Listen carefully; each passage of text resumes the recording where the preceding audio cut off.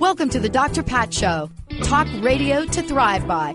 Powerful, inspiring, and coming to you live, bringing you stories of people like you and me, busting through and living life full out. Get ready to dare to wonder what your life would be like if you knew you could not fail.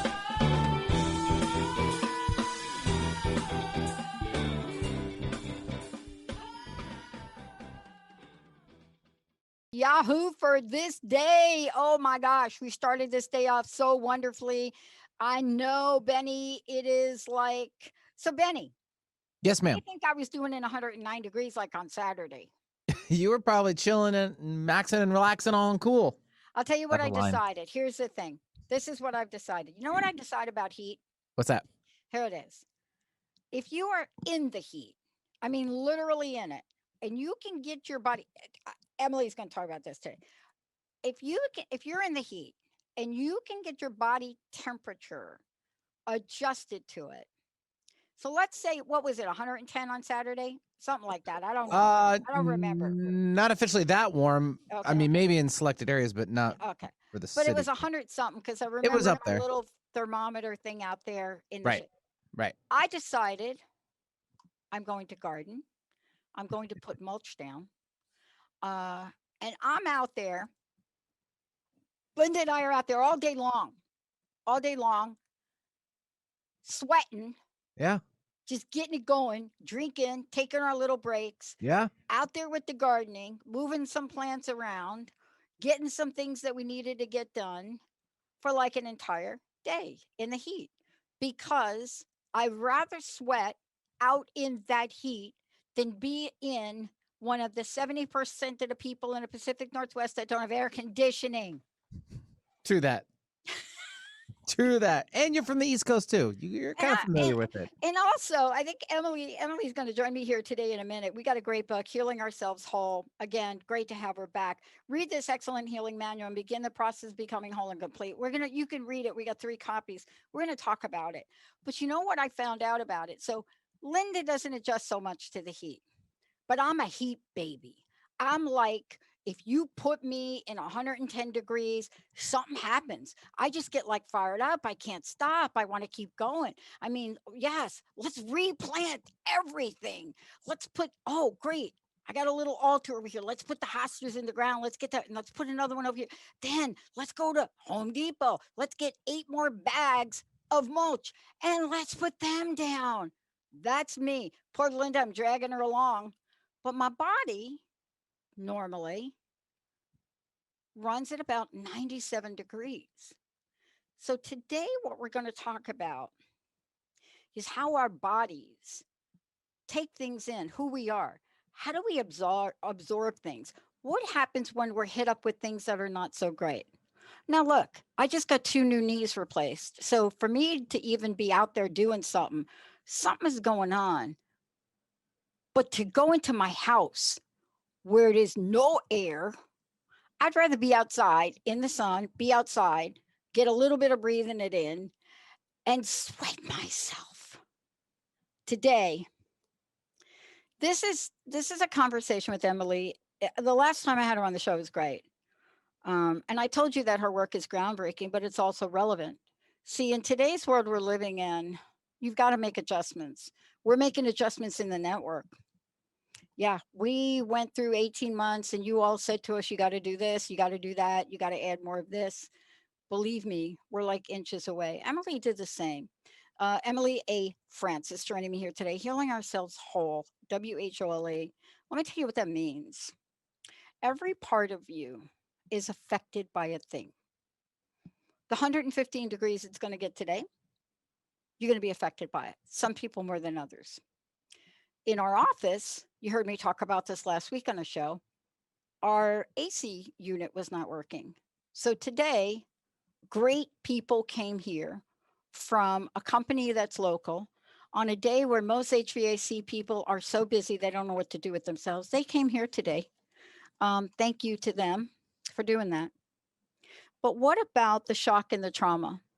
What about what goes on in our bodies? What about what happens when our mind, spirit, and our energy forms are out of alignment? That's what this book is about. Because you may be able to heal two knees from knee replacement. But what if you had like an emotional event over that? I don't know, but that's what Emily is here today. We're on a journey for a deep path within ourselves. Because if we are not rearranging things, we're going to continue to hurt each other. We're going to continue to hurt ourselves. We're going to continue to have unintentional trauma impacting our bodies, our spirit, our energy field. But this book is going to help us and give us a way out. Emily, it's great to have you. Welcome back.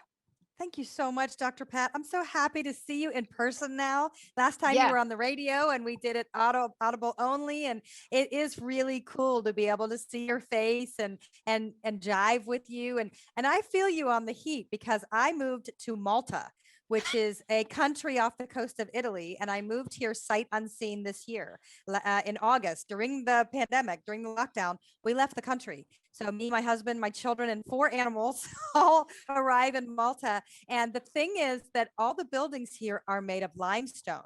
that's right. So there's no central air or central heat at all. So in the cold, it's like it gets into your bones. And in the hot, it's like there's a few air conditioning units like in college in separate rooms.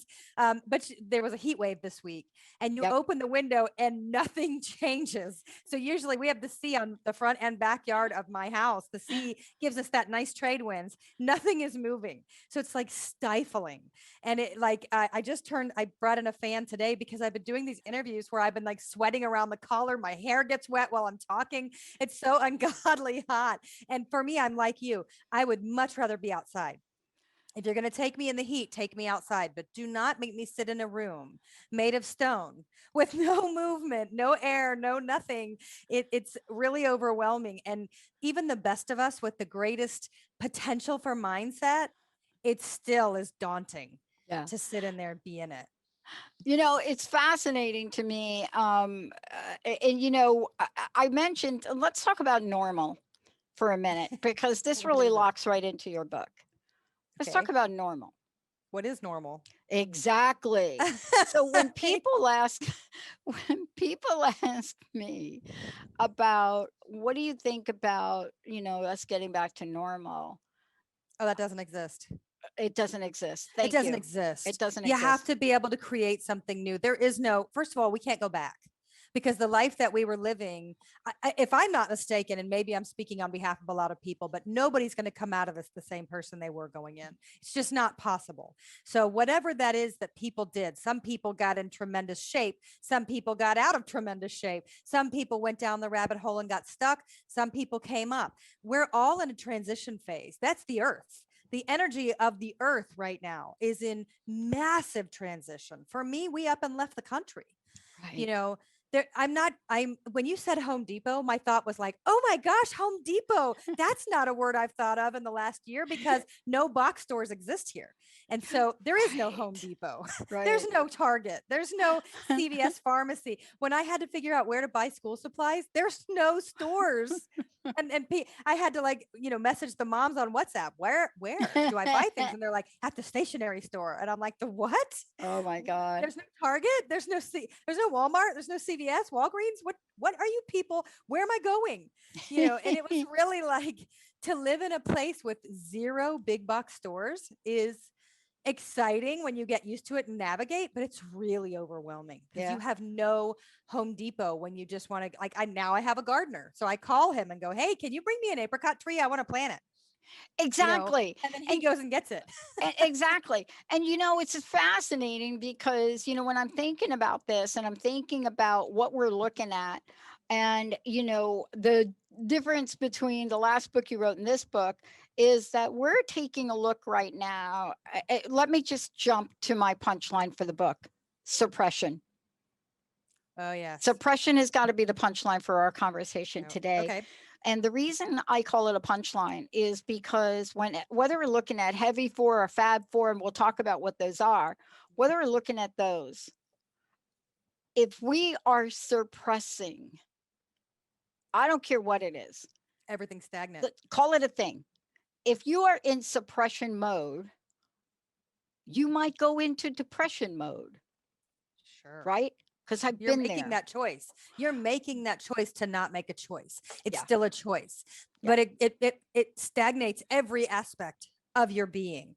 And it is a chosen. I think a lot of people think that to suppress emotion means that maybe they're just gliding through, but it's not. You're actually blocking. You've put a rock in front of the cave. Yeah. Nothing can get through, not in your body, not energetically, not spiritually, not physically. Nothing's moving. And so you're stuck. And I would say that a lot of people have been in that space for a long time, especially now, you You know, know. there's an interesting show on TV. I can't remember. It's a movie, but there's this really nerdy character guy in it. And he's a super genius guy and he ends up saving the day. But he does nothing but eat Hot Pockets to get himself moving. And Okay. it's a great to just watch this genius kid. So here's what I was really struck by as I was reading your book. We do the same with what you call pain pockets. Mm-hmm. When we go to that point where we don't know that there's a way out, we put away those pain pockets just the way that guy did from that movie. Just put those hot pockets down. He said, just give me the hot pockets and I'll give you a solution. We go, give me the pain pocket and I will take care of this and not have to deal with anything in my entire life. Thank you. Yep. You know, in cognitive therapy, they call it a trauma capsule. So you shove the things that are too overwhelming for your mind and you shove it in a capsule, you drop it into the body and you walk away. My work begins there because we pick up the capsule from the body and we open it up. And that's the work that I believe has been missing in the healing. Everybody's focused on your mind and your behavior patterns, but what about what your body's been holding? Because your body's holding the real truth and your mind is open to interpretation. So no matter what the memory is, your mind isn't going to match what your body's been storing. It just isn't. The stories are not going to be the same. They might be in the same room, they might live in the same ballpark, but the stories aren't going to be the same because we've changed in the way that we perceive things and we can mesh other people's stories into our own. But your body knows exactly what's happened and it's been storing it and holding it from the moment of any kind of impact. But Yeah. to suppress it means we make that choice to not go there. And that is so damaging because while our minds can maybe hold off for a while, our bodies will produce poisonous triggers all over to be pain or dis-ease, because that's what happens when we choose not to make choices and when we choose not to listen to the story that our body has been holding.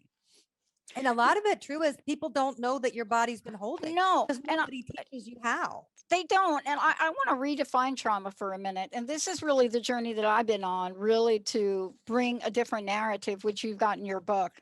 And I want to talk about this when we talk about, and Benny and Olivia, I'm going to go ahead and skip the break. I want to talk about this because in my field, and you just mentioned it, is we have a tendency to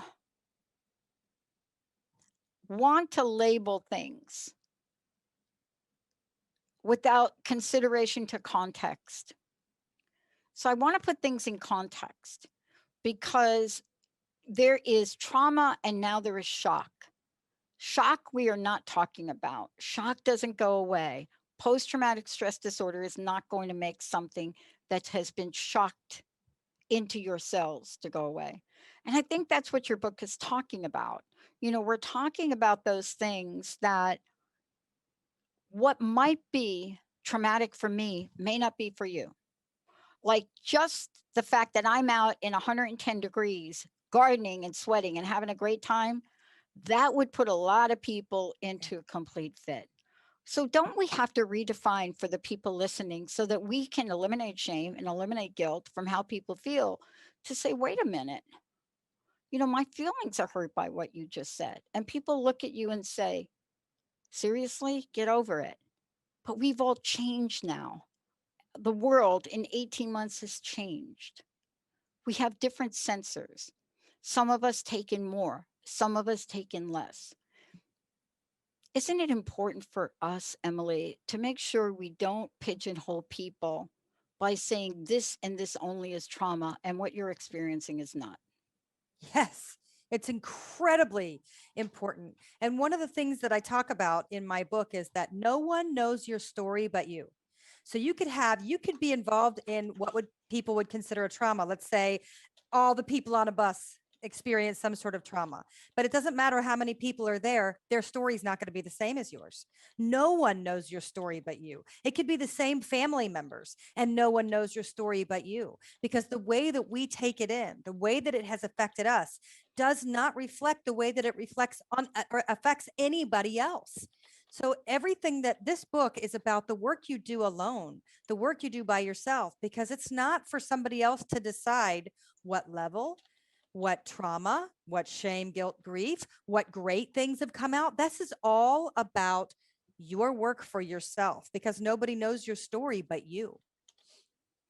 So, Emily, you wrote this book, and you also, if you could hold up your previous book, I think you may still have it there with you, Yep. if you don't mind. This was the first conversation you and I have, and life has changed. Body heals itself. And, basically, I love that book. And I told you that when you were on the show last time, how pivotal it is. Today, you've There was also, a second book actually that there is a came. second book. Yeah, there was a follow-up to it that they matched. See, Yeah. whole body healing. Oh my And then God. now the newest, healing ourselves whole. Unfortunately, whole body healing came out during COVID and it just didn't get the attention. But this book is a reference manual for your healing guide.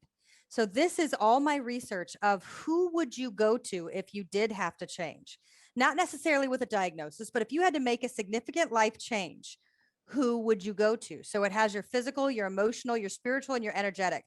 Who are the practitioners under those different labels?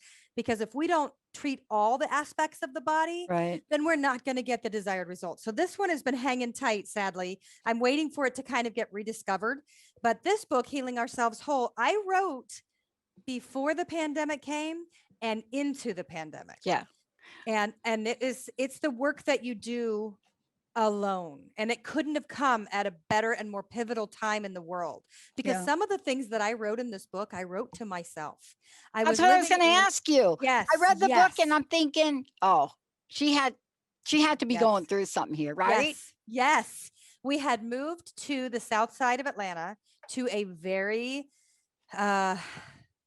tight southern town that doesn't fit anything that I believe in. Right. Nothing. So I had to crawl into a box and become virtually invisible in Right. order for my children to be accepted in this town. The only thing anybody asked me, and I'm not kidding when I say this, when I moved to that part of town, the only thing people cared about was, have you found a church yet? And it was like, what is that? Okay. Hey, I just moved. Like, nobody cared. They don't want to hear your story. They don't want to know who you are. They just want to be the one to bring you to their evangelical church. And I just crawled into a little box and did the best I could to make my children have a happy life in a place that didn't fit. And it felt like I was living with a tiny, because it wasn't huge, a tiny little boa constrictor wrapped around my neck. And I wrote part of this book from my office facing a brick wall. And I literally wrote to myself about that you have to change the environment for you to experience real health and healing for you. And I put something about where you are today in no way shows where you might be a year from now. And a year from writing that, I'm living in Europe. I'm living in a place where people love and accept everybody for who they are. They just want to know if you're good people. And they definitely don't care, because it's very Catholic, but not the kind of Catholic, not evangelical Catholic. It's totally different. And it's slated by your zip code. So nobody's saying, hey, are you going to church? Nobody cares about that.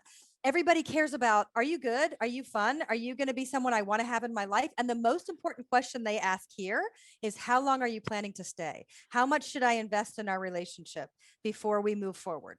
Because so many people are expats and in and out, and we're here for the duration. So it's like my soul has opened up in a GMO-free country, might I also add. And the people, there's no evangelical here. And I don't mean to put down this particular side, but that's a personality trait that's really difficult for me to expand in, because I feel like there's just a wild amount of judgment. So living in the deep South was so hard for me. And now I'm living in this place that supports everything that I am and want to be. And people aren't interested in your business, really. It's very different over here. I mean, even watching, I was at the beach this weekend and watching the parents strip down the kids and get them naked and wash them off. And I'm like, oh my, oh, I got to, and I thought, oh, I'm so American. I'm so American. To me, it's still like, oh, can't, there it's like nudity is so primal and normal and natural. And so I'm my soul is calming in this new environment. But yes, when I wrote this book, I felt so displaced. And I Yeah. constantly would say, I took my husband to my naturopath's office and I said, I know that there is a place where I could be really happy, where I could wake up in the morning and look around and think, oh my gosh, I can't believe I live here. And now I've lived here since August. So I'm coming up on a year and I still wake up every single day and walk outside and look to the sea and go, thank you, God, for my new life. Please let me get to keep it.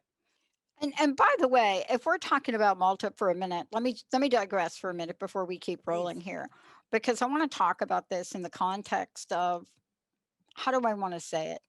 In the context of spiritual land, Mhm. ancient Greece, Yes.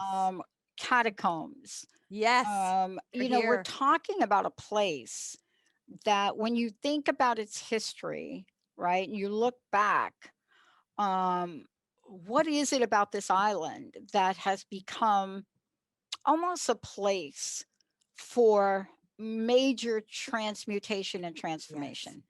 Do you The see what I'm energy, saying? I do. And let me say, Yeah. the thousands of years, because there's cities here that predate Christ himself. There are cities, so the amount of Yeah. history here, it feels like an umbrella of prayer over the entire country. So it feels like mixed with the air has been Yeah. and thousands of years of Right. people praying, and the spiritual energy, it feels so safe here. Yeah. It feels Valletta, right? protected. Isn't Valletta? Valletta is the capital of Valletta. Malta, yes. Oh, And what a place. oh, it feels like, first of all, it feels like going back in time, because even the schooling and the way that they treat children and the way that they grow whole people feels like the way that it used to be 40 years ago in the United States. And Yeah. so it's the way that they approach human life here, it's slower living, it's Yeah. simple living, it's calmer. It People are very, there's a flow here. You're Yeah. surrounded by the Mediterranean Sea and the energy of her. It's very yin, it's very feminine. And The yet at the energy same is time, there. yet at the same time, unless my history is incorrect, because the reason I'm bringing this up is because of what we're about to talk to next, and that is the four biggies, the four big emotions, and what we need to deal with. But the fact that you moved there, it's important. People looked at me, Emily. Look, when I packed up, and everybody says, we don't know what happened to you. All of a sudden, you're living in Jersey. You finished your Columbia, and then what? You packed up and you're gone, and you moved to the Pacific Northwest, and you threw your stuff in storage, and then you're here. There's not a good explanation for it. I mean, there's not a logical explanation for it. And Correct. that's my question for you as we look at the context. And that's why I said to you, it's all about context. We can no longer put these items in a contextual basis of somebody's definition of trauma and shock. Because if you talk to people that have gone through this 18 months, and you're right over there by Italy, right? Yeah. And if I Italy, did I say that? I'm going to get emails from all my relatives because I did not pronounce it right. Italy. Um, you're going to get reviews. Italy as a country went through more than people know. Yes. But when you meet the people, you don't get the energy of that, right? It's very different. It's very rich. The people are Yeah. very rich. They have a depth. They have a depth that's Yeah, they're not very financially rich because my relatives over there, right. they're out in the Sicily field just picking opened back stuff. up. Yeah. That's true. And so they just opened back up. So my friend right now is in Sicily today sending me pictures, because we're like a 2-hour boat ride to Sicily.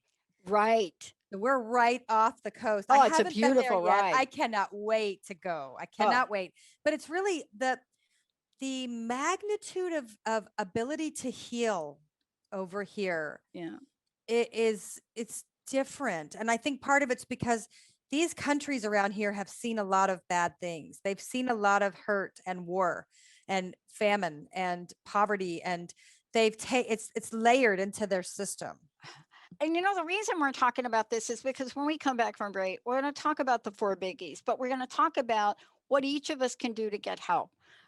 The thing that Einstein said that is coming to fruition over and over and over again, and his quote is also taken out of context. So I'm going to try to put it back in our context, is you cannot solve the problem unless it's created.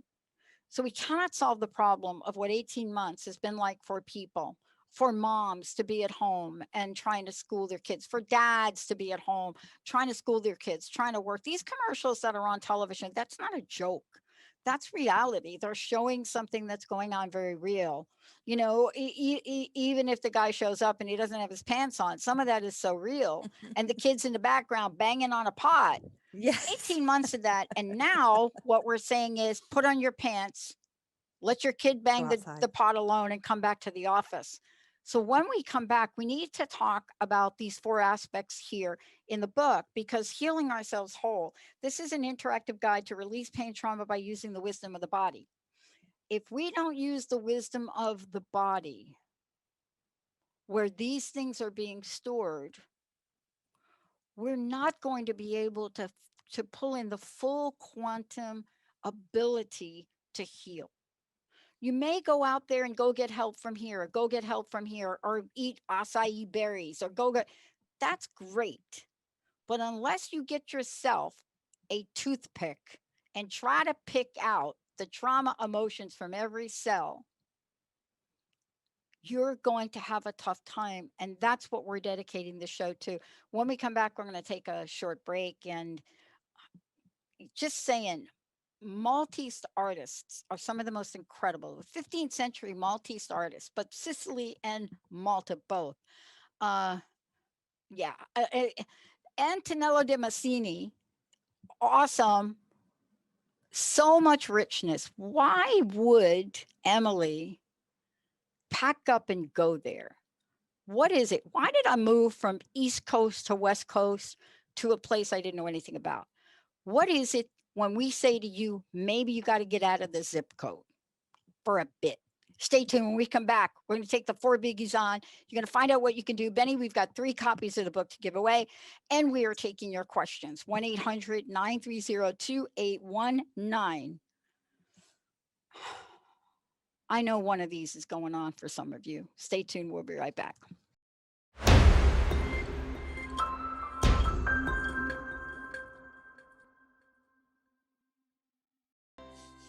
I've often thought about Pink Floyd, and sorry, Emily, I'm going off now. I like it. I'm in.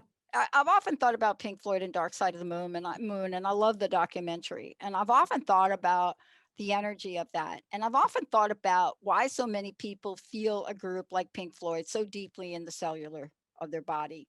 I mean, there are other groups that you feel that with, but there's something about, especially Dark Side of the Moon, that has been created in so many layers of sound. If you could ever watch a documentary on how that was created, you would be fascinated by it.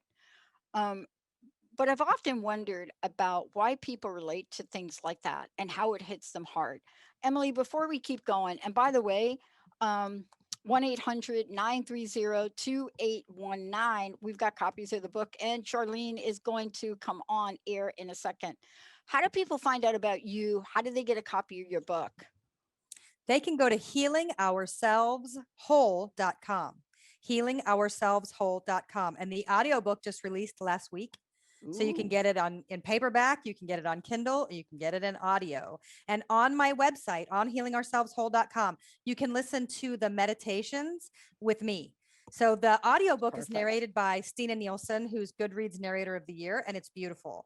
But if you want to hear me, I do just the meditations. She does the meditations in the book, on the audiobook, but on the paperback book, you can download. And I did it with a hypnotherapist who's a music producer as well. His name is Mark Van Allen. He's amazing.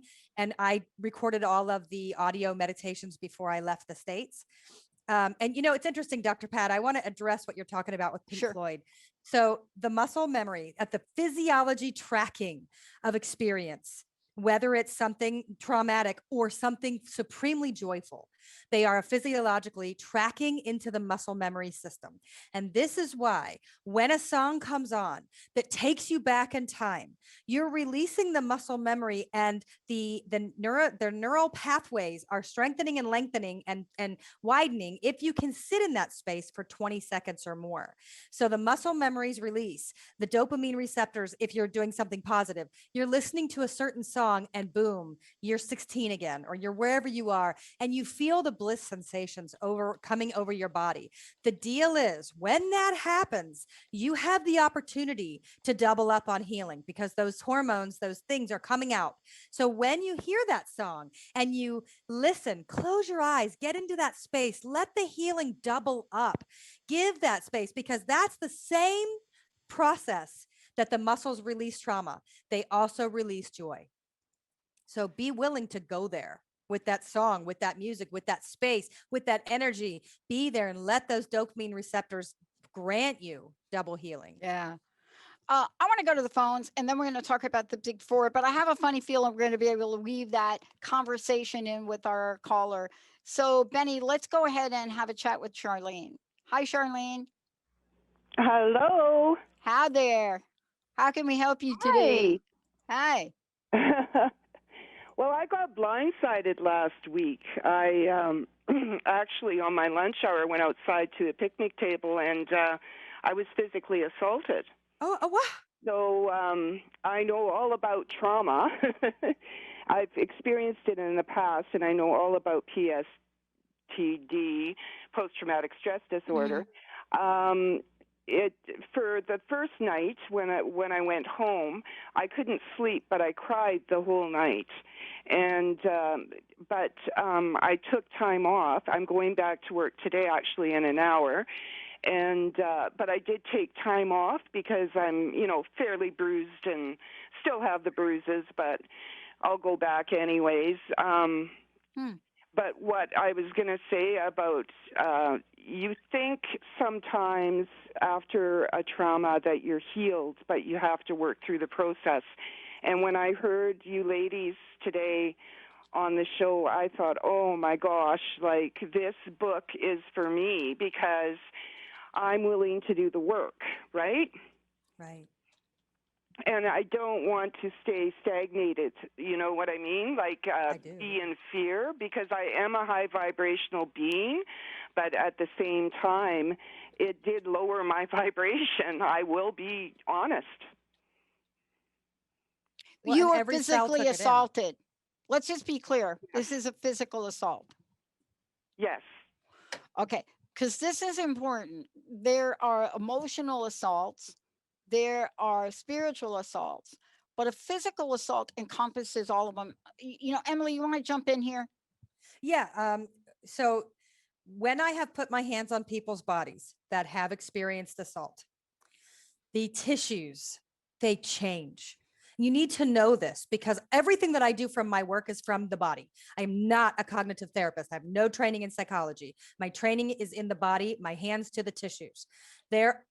Things become anchored into the body, the energy body, the physical body, the muscle body, the cellular body, and the tissues themselves, they change. They change. There's a difference. So wherever the assault has affected the body, it almost connects a rope from their hands or whatever parts of the body have gone into the parts of your body that was affected as well. And then there's the whole being aspect. But there are rituals and things to remove the ropes where things have entered into your body, and that's in my book. But mostly, I highly encourage you to seek out EMDR therapy, go to a therapist, work with the mind, work with your behaviors and thoughts around it, but also do some of the work that your body has started to store, because the conversation, as things trickle in and stay into the body, it changes the messaging system within yourself. It only takes one time for the body to understand a trigger and then go into a fear response. You don't have to have a repeated movement for the muscles to lock in the memory when it comes to trauma. So there is a lot of work to do. And I commend you that it feels like you're really strong and already have done a lot of personal work, which is why you can so freely discuss this and know that you have work ahead now again. But I Yes. beg you to do the spiritual, do the psychological, and those are different people, and do the energy hands-on work. Find a hands-on therapist, maybe somebody that does craniosacral therapy, Upledger. Yep. You can go to upledger.com and look for somebody trained in SER, somatic emotion release. And you can go to upledger.com and there's a little tab and it says find a therapist. You put in your zip code and then it'll show you the most trained to the least trained. And you want to look at how many lines of training this person has, because if they're trained across the board in craniosacral and SER 1 and 2, they're the people you want to have their hands on you, because they can help you learn to dialogue with your body and listen to the story your body has to tell and work through it. Yeah. Okay. And let me Okay, just yeah, chime in thank you. here for a minute. I just feel blessed that you like this. It's almost like the universe said this is for you. Like it's a gift Yeah. to you. This show is a gift for me. This is just such a gift, and I just want to thank both of you ladies. Thank you, Charlene. Thank you. Charlene, I want to offer one other thing. And this is, again, just coming from me. You're a strong woman. And a lot of times, those of us that are strong, spiritually, mentally, physically, right? We've worked up that muscle, which means we've gone through a lot of what to get here. Like we didn't get here by like, oh, life's so good. No, we got the what beat out of us somewhere along the line to get to be who we are. So we figure out the choices. This is not the time. This is a time to be kind and gentle to yourself. So we, think about this. Go get the help you need. Sometimes we want to get back out there and we just want to get back in the game and we're going to take it all on. That is not this time, right? You are No. already back in the game, but you get the help you need. The book's going to help you, but reach out and get some help, get some body work done. And, then there's the justice part of this. I studied procedural and justice and fairness for 10 years in the context of broken promises. So there's a part of us that wants justice. And if you have a part of you that needs justice, and what I mean by that is you're assaulted. I'm assuming the police or somebody got involved. No? The police actually were taking care of it for me. Perfect. I didn't Good. press charges because with everything that's going on up here in Canada and the culture she was from, I didn't want anybody to scream racism. And there were witnesses to it that wrote out Mm-hmm. statements Mm-hmm. for me. Mm-hmm. So they did witness it. So it wasn't like Mm-hmm. nobody saw, right? Okay. Yeah. Yeah. So the police, I said off the record, they said just because of the heightened thing that's going on up here in Canada, it probably would be best. It would take probably 2 years to go to court just because of COVID alone. And the police would press charges.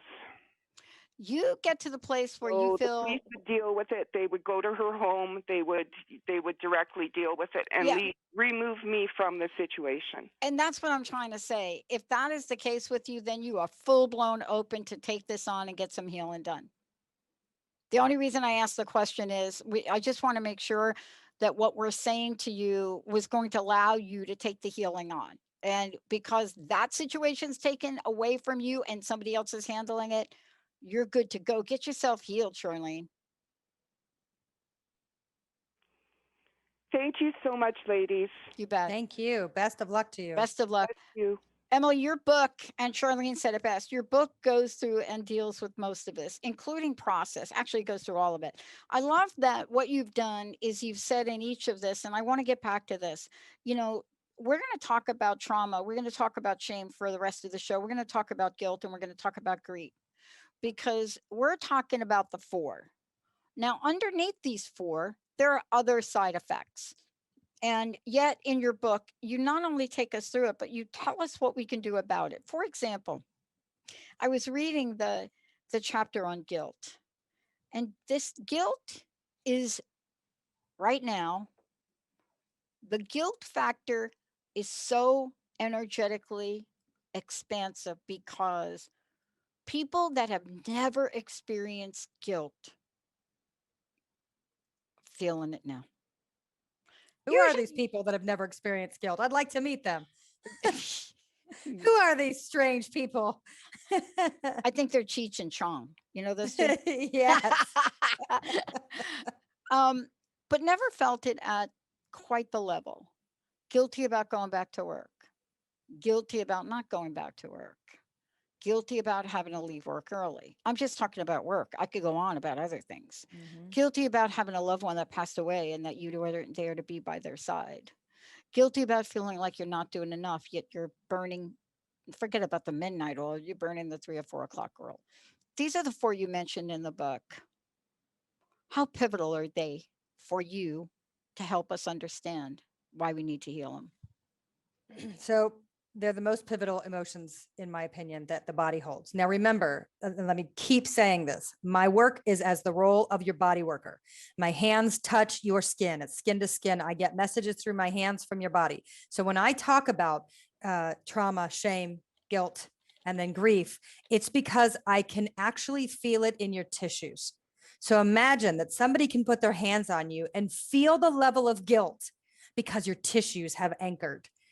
And that's a big deal because it's one, feeling guilty all the time. You think it's always in your mind, but it's deeply anchored inside your body and it weighs you down heavily. Every step becomes harder to take.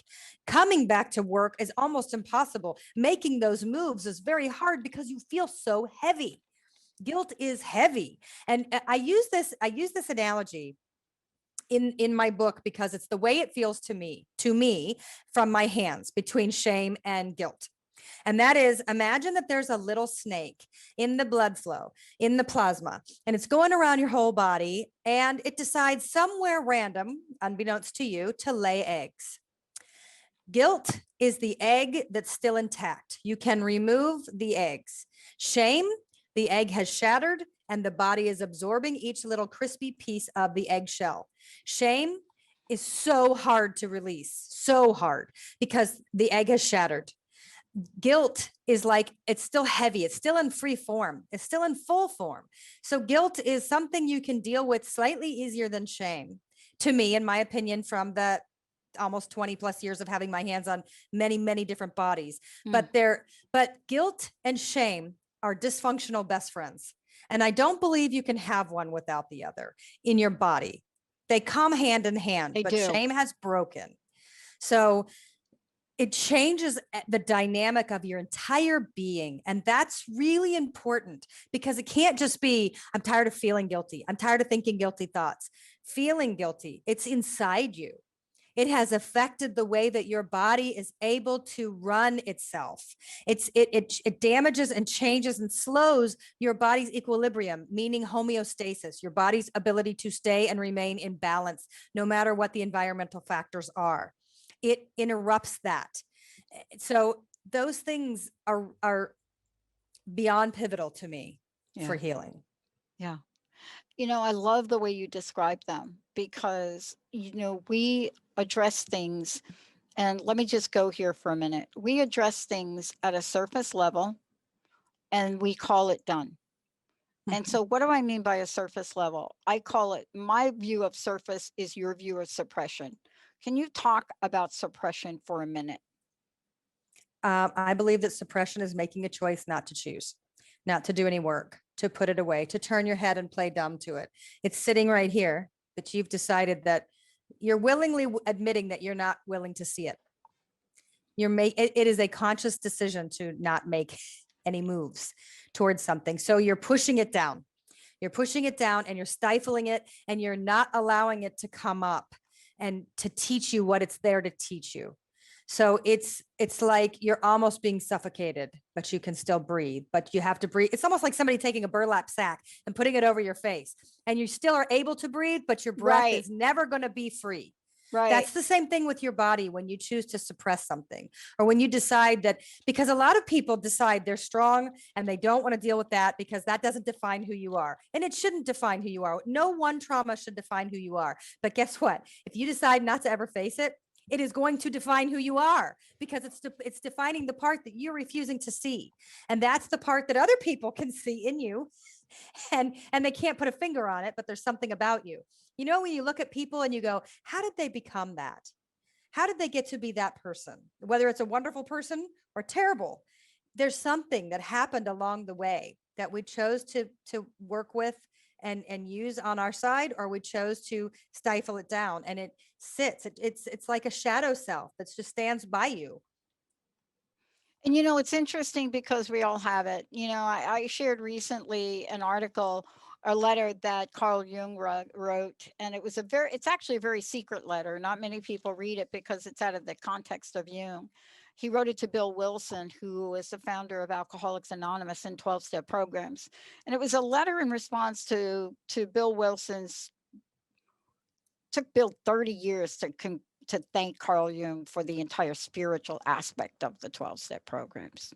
That is a long time, Bill, for an amends, but okay, dude, you did it. But it was a beautiful letter. If you ever read these letters, read Carl Jung's response, because what you find in his response many years later, like in the 60s, right? From many years later from the Jung, you hear his shame and you hear his guilt. And you hear him say in one sentence, I was afraid to do more. I was afraid to talk more about spirituality. You can hear it. And I was so made aware of the power of guilt and shame. And, you know, if you look at a man like Carl Jung, who many of us studied and tried to understand, I say try, I'm still trying. But when you read those lines, you're faced with the reality that we're all human. And I think that's what your book addresses. It addresses the fact that we're all human. And we have to try to figure this problem out from all the dimensions of who we are. Emily, thank you for today. A couple things. How do people get a copy of your book? Please let us know. It's on healingourselveswhole.com. You can get the book. You can order it anywhere books are sold, honestly.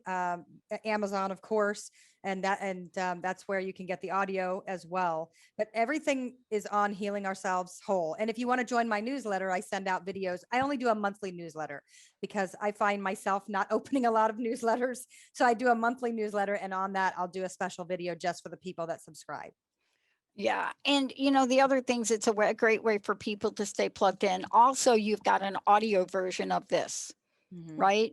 Yes. So all of that's available. You know, there's a lot of things we've talked about and a couple of things we didn't. And we have a few minutes left and I want to get to them.